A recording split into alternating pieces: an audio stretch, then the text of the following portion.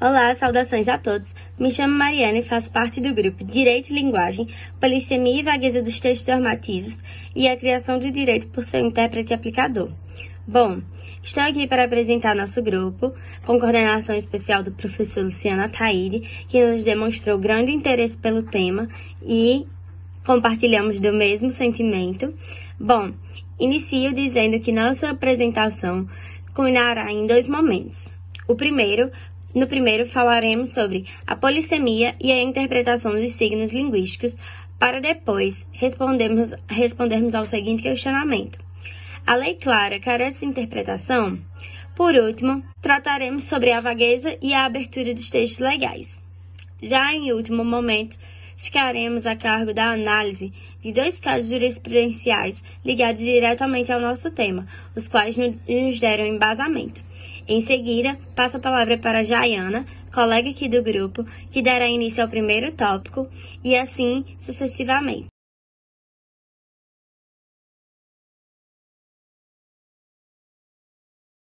Olá, bom dia, meu nome é Jaiana e eu vou falar um pouco sobre a polissemia e a imprecisão dos signos linguísticos como característica da linguagem, iniciando falando um pouco sobre a linguagem técnica versus a linguagem cotidiana. Bom, o direito faz parte da nossa vida desde antes do nosso nascimento até após a nossa morte, regulando uma série de obrigações, relações, interesses, e toda essa complexidade também faz parte da sua maior ferramenta de expressão, que é a linguagem.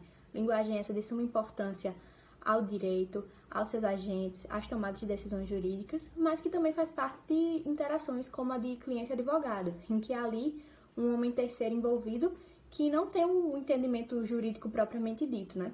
E aí o direito como sistema comunicativo, que deve levar à compreensão de todos, se molda nesse caso de modo a explicitar a necessidade desse operador do direito a fazer uma adequação linguística, né? Quebrando um pouco dessa questão mais técnica, de modo a possibilitar o entendimento de todos ali envolvidos. Só que muitas vezes isso não acontece porque os agentes, os operadores do direito, estão muito imersos a essa linguagem tecnicista rebuscada, né, ao analisar os casos concretos. E isso é negativo porque afasta a população no geral do direito, não torna dinâmico e acessível a linguagem do direito e acaba distanciando as pessoas cada vez mais desse processo, né? Então, a gente atenta para isso, para que a linguagem do direito seja cada vez mais dinâmica e mais adequada a diferentes realidades sociais, de forma a buscar uma democratização mesmo ao acesso a esse universo jurídico. Agora, tratando de uma análise mais da estrutura da fala, cabe ressaltar que a atividade hermenêutica diz respeito também ao estudo das relações comunicativas e das funções da linguagem. Nesse sentido, uma das teorias que mais teve destaque foi a teoria da semiótica, a teoria dos signos linguísticos, ao qual diz respeito à comunicação, né, a linguagem como fruto dessa relação entre signo e seu respectivo objeto a qual ele se refere. E nesse sentido se dá toda a comunicação, a interação, se expressam ideais, valores, padrões de comportamento e etc. A ordem jurídica ela é expressa pelo texto normativo, sobretudo no nosso modelo romano-germânico, que leva em consideração a norma escrita em detrimento das demais fontes do direito. E essa norma escrita também é dotada de uma plurivocidade, que é comum à comunicação humana. Então, nesse sentido, é de suma importância a função do intérprete de captar, a extrair o melhor sentido dessa norma escrita que se adeque ao caso concreto. E voltando à questão da semiótica, a semiótica ela deve ser analisada perante três questões, que são a semântica, a sintática e a pragmática. A semântica diz respeito ao signo e o respectivo objeto que ele se refere. Então, a própria significação das palavras, né? Nesse sentido, diversas imprecisões são captadas. A imprecisão denotativa, que se relaciona à vagueza de sentido, quando não se sabe se um ou mais objetos devem ser inclusos em uma classe de objetos. Ou então, há a imprecisão conotativa, que é a própria ambiguidade, né? Quando não se sabe as propriedades em função das quais é possível se relacionar esse objeto ao conjunto de objetos. Uma falta sentido, fica muito vago, e outra fica muito ampla, há muitas possibilidades. Bom, já a sintática diz respeito a análises mais estruturais e gramaticais, E a análise pragmática fala justamente dessa relação do signo entre seu emissor e receptor, considerando a intersubjetividade comunicativa. E o jurista, né, ele tem que se valer dessa análise sintática, dessa análise semiótica jurídica, para poder extrair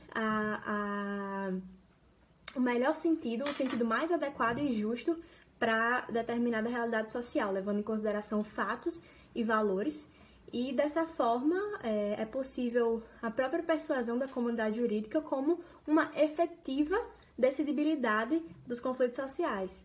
Bom, trazendo agora questões como a linguagem jurídica culta e o analfabetismo funcional, a gente pontua que o direito, né, ele é visto como técnico, é o juridiquês, e o profissional do direito é aquele grande conhecedor gramatical e léxico. E realmente, hermenêutica, retórica, oratória são características fundamentais ao operador do direito. Entretanto, o que se observa é que, na realidade, muitos profissionais da área não conseguem realizar a correta interpretação gramatical, acarretando erros de compreensão e dificuldades no andamento processual, o que se configura um certo grau de analfabetismo funcional. E o analfabeto funcional é justamente aquela pessoa que lê, que escreve, que interpreta textos de pequena complexidade. Entretanto, o universo jurídico é imerso em complexidade, né? E isso se deve a uma crise didático-pedagógica nos cursos de direito pelo Brasil. Muitas vezes, esse aluno acumula déficits desde seu ensino básico, fundamental e médio, e isso é levado também ao ensino superior. Há também uma falta de modernização nos cursos de direito do Brasil, que às vezes levam a um ensino meramente expositivo, e falta de desenvolvimento do senso crítico do aluno, e também uma grande abertura de cursos de direito em universidades privadas, que às vezes diminuem taxas, valores, diminuem tempo de formação e muitas vezes não possuem um nível alto, né, para a formação desses juristas. Então, de fato, é necessária uma adequação linguística, mas não podem ser formados analfabetos funcionais, né? É necessário que o jurista seja apto e que haja um grau de formalidade no exercício de sua função. Agora, vamos dar início ao tópico número 2. Lei clara carece de interpretação? Bora descobrir. Caros amigos, antes de tratarmos dessa questão do slide, bora pensar o que é o direito, né? O que é?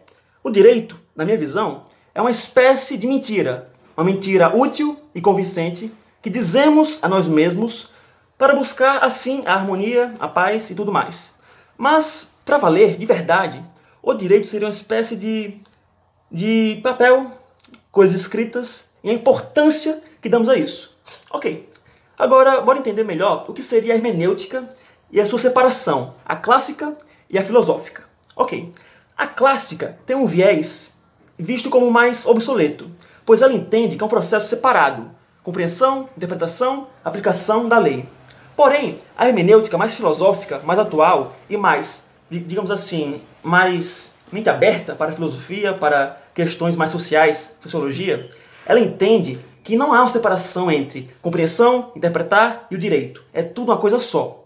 Vale salientar o seguinte. Existe uma frase em latim que é o seguinte. In class cessat interpretatio. Ou seja, quando a lei é clara, não é necessário a interpretação. Agora pensa, poxa, isso aí tá certo? Bem, eu acho que não tá certo. Mas por que não tá certo? Iremos explicar. Ai, esse maldito nome. Hans Kelsen, isso mesmo. Hans Kelsen é um indivíduo cujo nome todo e qualquer estudante de direito já ouviu. E a sua teoria, a teoria tridimensional do direito, ela é tão útil, tão inteligente, tão perspicaz, que ela se enquadra aos dias de hoje, na minha visão, por exemplo, pois o direito ele é assim. O direito não é algo fixo, separado, aquilo outro. Nada no universo é assim. Nada é preto, branco, certo, errado, ético, antiético. Ok. Mas o direito, sobretudo, não é assim. O direito não é um negócio que você vê um texto normativo, uma lei, olha para um caso concreto, linka e tudo mais. O direito é sobre pessoas. O direito é sobre buscarmos a felicidade e a harmonia, certo? Mas a vida é uma loucura. A vida é uma loucura imensa. O que nós somos? Pensa bem, o que nós somos mesmo? Somos macacos que temos roupa e Instagram e vivemos num planeta azul que gira no espaço sideral. O que faz sentido? O que é perfeito? Meio que nada. Mas o direito está aí para buscar, trazer um sentido, trazer justiça e trazer a paz, para que vivemos felizes e em paz. Logo, a vida cotidiana não é simples. Então, o caso concreto nunca vai ser só aquilo. Vai ter exceções das exceções, e a lei não pode ficar presa a um pensamento lógico e quebrado e robótico. Não é assim que funciona. Portanto, tem que haver essa questão da teoria tridimensional do direito. Fato, valor e norma. Fato social. Norma, ou melhor, fato social. Valor ético. Norma, nomos, lei. E essa trinca, essa tríplice junção de coisas, 3, ela alimenta a noção que temos de direito. Pois é perfeito. Os fatos da sociedade, uma sociedade dinâmica e viva, são altamente alteráveis e rápidos. Logo, o direito, a partir da questão da ética que damos para certos fatos sociais, tem que se adaptar. A lei, ela é adaptável, ela não é fixa, e ela, portanto, não pode se prender a conceitos obsoletos e antigos e pensadores equivocados. Olá, bom dia. Nós iremos falar agora sobre um tema fundamental quando se trata do tema aqui trabalhado, que é a vagueza dos textos legais em decorrência do fenômeno da globalização. Inicialmente, é preciso compreender brevemente o fenômeno da globalização. A própria palavra globalização é uma palavra polissêmica, ou seja, abarca vários sentidos. Todavia, via de regra, entende-se que o fenômeno está associado com as mudanças decorrentes do mundo tecnológico, ou seja, é um fenômeno que tem ocorrido basicamente desde os anos 1990. Nesse contexto, houve uma mudança brusca de como ocorrem as relações no mundo contemporâneo. Ou seja, as relações agora ocorrem de forma muito mais rápida e atingindo todo o planeta, de forma globalizada. Essas mudanças, consequentemente, atingem o direito positivo, isto é, aquele proveniente de fonte estatal. O direito positivo, por sua vez, tem se mostrado incompatível com o fenômeno da globalização. Isto porque o direito positivo é extremamente rígido e, consequentemente, não consegue acompanhar as rápidas mudanças que ocorrem cada vez mais no mundo globalizado. Nesse sentido, Faria afirma que leis e códigos, em face dos novos paradigmas de produção, das novas tecnologias de informação e dos novos canais de comunicação, enfrentam dificuldades para promover o acoplamento entre mundo virtual emergente e as instituições do mundo real. Uma norma princípio é, portanto, um tipo penal muito mais flexível, que consegue, no momento da interpretação, se adaptar ao caso concreto, ou seja, consegue acompanhar as mudanças decorrentes, as mudanças cada vez mais rápidas que acontecem no mundo globalizado. Esse próximo subtópico trata também de um tema fundamental quando se fala de vagueza dos textos legais, que é a questão que vem sendo muito levantada em pautas políticas ultimamente, que é de juízes legisladores. O juiz, ele pode legislar? Sobre esse assunto, Mauro Capelletti fala que a função do judiciário, obviamente, não é legislar. Todavia, não se pode confundir legislar com aplicar o direito. E aplicar o direito necessariamente implica em criar o direito. A partir do que foi visto aqui anteriormente, é possível afirmar que, necessariamente, no momento da interpretação, o juiz não pode levar em conta apenas o texto legal escrito. Ele tem que interpretar aquele texto legal de acordo com o momento em que ele se encontra, de acordo com o que a sociedade pensa no sentido axiológico e, obviamente, sempre levando em conta o caso concreto. Ou seja, não há uma interpretação fria da lei. A lei não é clara. É sempre necessária uma interpretação do juiz. Ou seja, o intérprete é o criador da norma jurídica.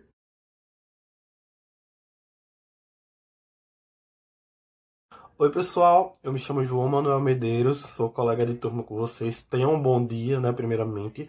Eu fiquei responsável por concluir esse trabalho por meio do tópico 4, que seriam análises jurisprudenciais, de onde a gente partiria, né, do conceito de linguagem para uma nova constituição, uma nova reconstrução do nosso conceito de justiça enquanto juristas, enquanto seres sociais. Então, basicamente, os dois exemplos que a gente traz, né, são exemplos de opressão de minorias, onde foi necessário um trâmite jurídico, por vezes, muito complexo, né? Ambos estiveram ali à margem dos Supremos Tribunais. O segundo, em específico, eu vou entrar nesse quesito, né? Mas o Supremo Tribunal de Justiça, ele validava uma forma de feminicídio. E, enfim, indo ao primeiro, né? A primeira, tratando com analogias, né, o STF ele conseguiu liberar não só o casamento homossexual, né, o casamento entre pessoas LGBTQIA+, pessoas queer, né, que é o nosso termo guarda-chuva, onde toda essa sigla está debaixo, como também a provocação da penalização da homofobia por meio de uma analogia com o crime de racismo, né? E devido ao nosso sistema do Congresso Nacional, que, enfim, nós temos uma nata de congressistas brancos, heterossexuais, cisgênero, que nunca se importariam em criminalizar algo do tipo, então nós conseguimos essa ressalva pelo Supremo Tribunal Federal. Mas em foco, a garantia de constitucionalidade principal que nós temos aqui basicamente o trâmite jurídico aberto pelo presidente até então, né, na época, Gilmar Mendes, um constitucionalista que nós temos uma certa referência, para adequação da linguagem do direito, né, adequação prática da linguagem do direito, onde nós podemos sim validar e aceitar que casais homossexuais e casais nos diversos espectros de gênero fora do homem e mulher convencional sejam sim pessoas dignas, pessoas que merecem ter suas uniões respeitadas pelo Estado principalmente. E enfim, prosseguindo, além da nossa questão LGBTQIA+, nós temos uma grande problemática na nossa sociedade, que é correr para a justificação do crime. E qual é a devida problemática dessa questão? É que quando nós estamos diante de um crime contra uma minoria, a gente sempre corre para a justificação da minoria. Então, exemplo, em meados de 2015, 2016, uma mulher, né, uma jovem, foi estuprada por 33 homens e todo mundo questionou essa mulher. Utilizou fotos dela que tinha no Facebook de roupa curta ou coisas desse tipo. E aí, o que é que acontece? Entrando nas vias de fato, né? Até pouco tempo atrás nós tínhamos leis extremamente machistas, né, no crime contra a mulher, seja de adultério, que até o início dos anos 2000 estava valendo, onde nós tínhamos devidas problemáticas para a mulher comprovar o adultério do marido, e seja aqui é o nosso exemplo principal, né, que é justamente crime de o crime por legítima defesa de honra, ou seja, nós temos um homem que foi traído ou se sentiu apenas que a sua honra, a sua dignidade, né, foi questionada por algum ato de sua mulher, e aí ele assassina essa mulher. E aí, até pouco tempo atrás, nós tínhamos processos jurídicos que, enfim, responsabilizavam a vítima frente a esse assassinato, né, como uma forma de dignidade humana mesmo, atentando totalmente contra essa devida minoria. E então, nós chegamos a esse nível, né, de evolução, e vale destacar a presença, né, no trâmite jurídico da ministra Carmen Lúcia, uma das poucas mulheres que nós temos hoje no Supremo Tribunal Federal. Então é isso, pessoal. Gratidão, tenham um bom dia.